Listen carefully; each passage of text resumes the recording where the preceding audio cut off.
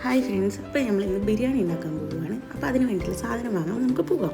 ഇനി നമുക്ക് വേണ്ടത് ചിക്കനും കുറച്ച് വെജിറ്റബിൾസുമാണ്. ആദ്യം ഞാൻ ചിക്കൻ വാങ്ങാൻ പോയി, അത് കഴിഞ്ഞ് ഞാൻ വെജിറ്റബിൾ വാങ്ങാൻ പോയി. അതൊക്കെ വാങ്ങി ഞാൻ തിരിച്ചിനി റൂമിലേക്ക് പോവുകയാണ്. എല്ലാം എൻ്റെ കയ്യിലുണ്ട്. നമ്മൾ റൂമിലേക്ക് നടന്നു പോവുകയാണ്. ഈ റൂമിൽ പോയിട്ട് വേണം കുക്കിംഗ് സ്റ്റാർട്ട് ചെയ്യാൻ വേണ്ടിയിട്ട്. അപ്പം ഞാൻ റൂമിലെത്തി. ഇനി നമുക്ക് നോക്കാം. ഇത്രയും സാധനങ്ങളാണ് അപ്പോൾ എൻ്റെ കയ്യിലുള്ളത്. സിമ്പിളായിട്ടുള്ള ബിരിയാണിയാണ്. ഈ ഹോസ്റ്റലിൽ താമസിക്കുന്നവർക്കൊക്കെ ഉണ്ടാക്കാൻ വേണ്ടിയിട്ടുള്ള സിമ്പിളായിട്ടുള്ള ബിരിയാണി. ആദ്യം തന്നെ നമ്മൾ ചെയ്യുന്നത് ചിക്കൻ നന്നായിട്ട് കഴുകി വെക്കുക.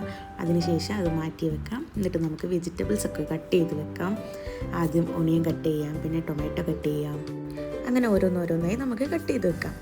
അത് കഴിഞ്ഞ് മിൻറ്റ് ലീഫൊക്കെ സെറ്റ് ചെയ്ത് വെച്ച് നമ്മുടെ സാധനങ്ങൾ ശരിയായി. ഇനിയാണ് നമ്മൾ മെയിനിലേക്ക് കടക്കാൻ പോകുന്നത്. ആദ്യം നമ്മളൊരു കുക്കർ വെച്ചു, അതിൻ്റെ അകത്ത് ഗീ ഒഴിച്ചു, എന്നിട്ട് അതിൻ്റെ അകത്തേക്ക് കുറച്ച് ഓയിൽ ഒഴിച്ചു കൊടുത്തു.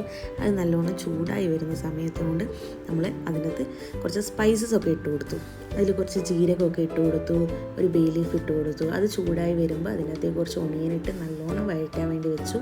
അതിൻ്റെ കൂടെ കുറച്ച് സോൾട്ട് ഇട്ട് അത് നന്നായിട്ട് വഴണ്ടി വരും. അപ്പോൾ അതിൻ്റെ മേലയിൽ മിൻറ്റ് ലീഫ്, കൊറിയാൻഡർ ലീഫും കറിവേപ്പില അതൊക്കെ ഇട്ട് നല്ല ഉപ്പൊക്കെ ഇട്ട് കുറച്ച് വേവാൻ വേണ്ടി വെച്ചു. അത് കഴിഞ്ഞിട്ട് ടൊമാറ്റോ ഇട്ട് കൊടുത്തു. ഇതൊക്കെ നല്ല വഴണ്ടി വരുന്ന സമയത്തിനുള്ളിൽ ഇതിൻ്റെ മസാലകളൊക്കെ ചേർത്ത് കൊടുത്തു.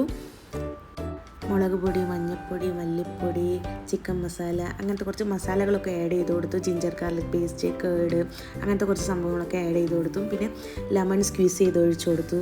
അങ്ങനെ ചിക്കനൊക്കെ ഇട്ട് സെറ്റ് ചെയ്ത് വെച്ച് വെള്ളം ഒഴിച്ച് അത് വേവാൻ വെച്ചു. അപ്പോൾ അത് നല്ലോണം വേവട്ടെ.